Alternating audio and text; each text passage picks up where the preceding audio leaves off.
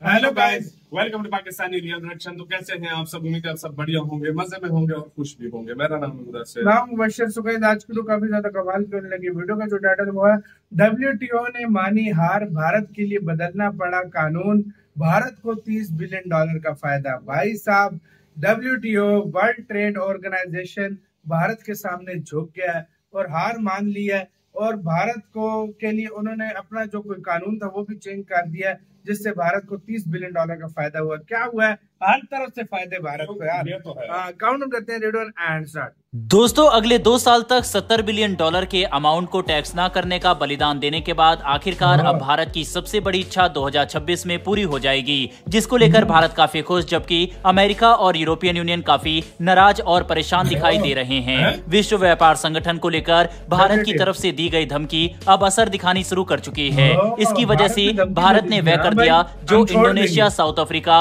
और कई दूसरे विकासशील देश नहीं कर सके। दरअसल दोस्तों, ये पूरा मामला 1998 में विश्व व्यापार संगठन की तरफ से लाए गए एक नए कानून को लेकर है, जिसमें WTO ने प्रस्ताव पारित करते हुए ई-कॉमर्स वेबसाइट से इंपोर्ट किए गए सामान पर टैक्स लगाने से रोक लगा दिया था।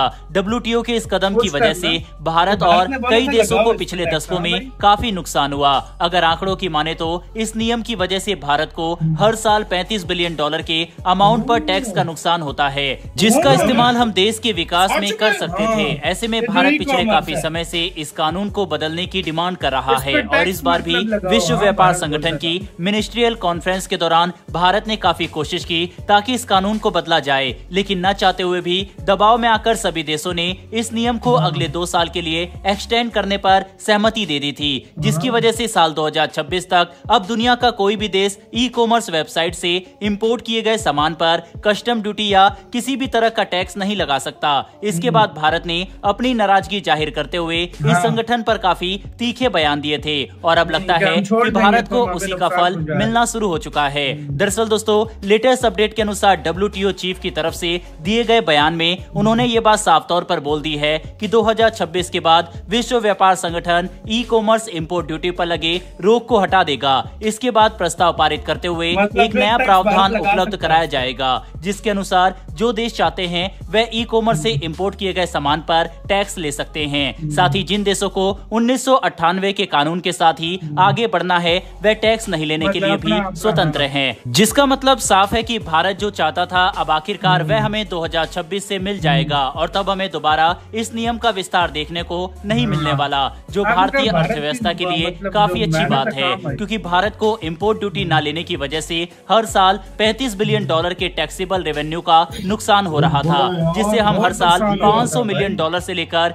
$1 अरब तक का टैक्स लॉस झेल रहे थे। बता दें कि भारत के अलावा कई और विकासशील देश इस कानून से परेशान हैं और वह भी भारत की बात से सहमत होकर ये बात कह रहे थे कि इस कानून की वजह से उन्हें हर साल टैक्स में नुकसान होता है, जिसकी वजह से ये देश भी इस बयान को देखकर काफी खुश हैं। बता दें कि इंडोनेशिया तो पहले से ही एक मजबूत पॉलिसी बनाकर तैयार कर चुका है, जिसके तहत वह 2026 के बाद सभी ई-कॉमर्स द्वारा इंपोर्ट किए गए प्रोडक्ट और इलेक्ट्रॉनिक आइटम पर इंपोर्ट टैक्स लेने की तैयारी कर रहे हैं, जबकि भारत भी इस डेवलपमेंट से काफी खुश है। बता दें कि ई-कॉमर्स वेबसाइट के अलावा सेमीकंडक्टर चिप के इंपोर्ट पर भी भारत किसी तरह का इंपोर्ट टैक्स नहीं ले सकता, जिससे हमें हर साल कई $बिलियन का नुकसान होता है। आंकड़ों की माने तो दुनिया भर के कई बड़ी सेमीकंडक्टर कंपनियों की 20% वर्कफोर्स अकेले भारत में मौजूद है और इतने बड़े इंडस्ट्री से जो रेवेन्यू होता है उस पर हम इंपोर्ट टैक्स नहीं ले सकते। इसीलिए नया कानून जो 2026 के बाद लागू हो सकता है वह भारत के लिए काफी फायदेमंद साबित होगा। वहीं पर इन सभी डेवलपमेंट को देखकर कई विकसित देश खुश नहीं हैं और वे अपनी रिपोर्ट जारी करके भारत को कन्विंस करने की कोशिश में लगे हैं कि इंपोर्ट टैक्स से भारत को ही नुकसान होगा, क्योंकि इससे कई एडवांस टेक्नोलॉजी भारतीय कस्टमर के लिए महंगी हो जाएगी। लेकिन भारत ये बात कह चुका है कि अगर हम कस्टम ड्यूटी और इंपोर्ट टैक्स नहीं लेते तो इससे भारत को पहले ही काफी नुकसान हो रहा है। इसीलिए अच्छा यही होगा कि हम टैक्स लेना शुरू कर दें। और ऐसा भी नहीं है कि भारत अपने देश में ई कॉमर्स से लेकर सेमीकंडक्टर की फील्ड को डेवलप करने के लिए बेनिफिट नहीं दे रहा।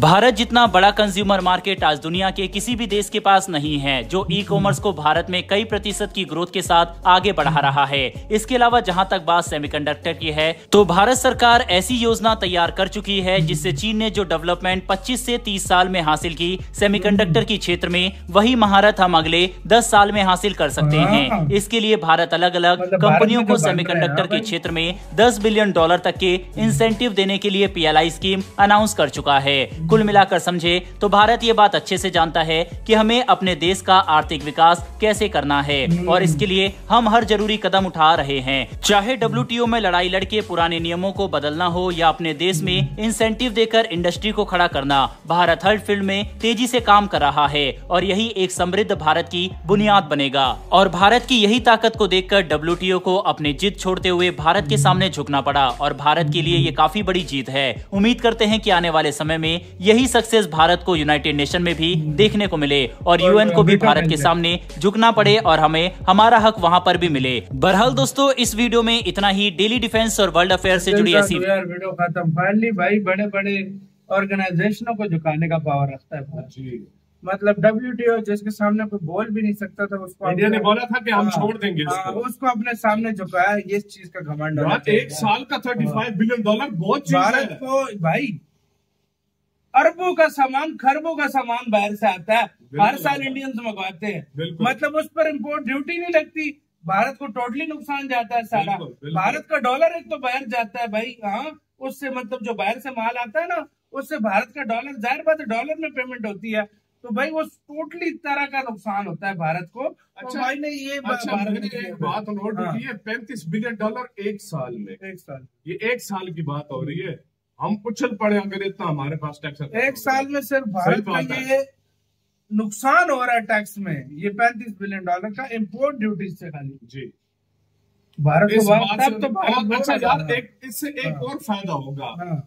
जो लोग मंगवाते हैं ठीक है, जो जिन्होंने मंगवानी है वो टैक्स पे करके भी मंगवाएंगे। इसमें सच है, लेकिन इससे ये अच्छा एक चीज मुझे जो लग रही है, मेक इन इंडिया को फरोग बहुत मिलेगा। उसकी मेन वजह ये, जो बाहर से पहले मंगवाते थे वो अपने मेड इन इंडिया की चीजें लेंगे।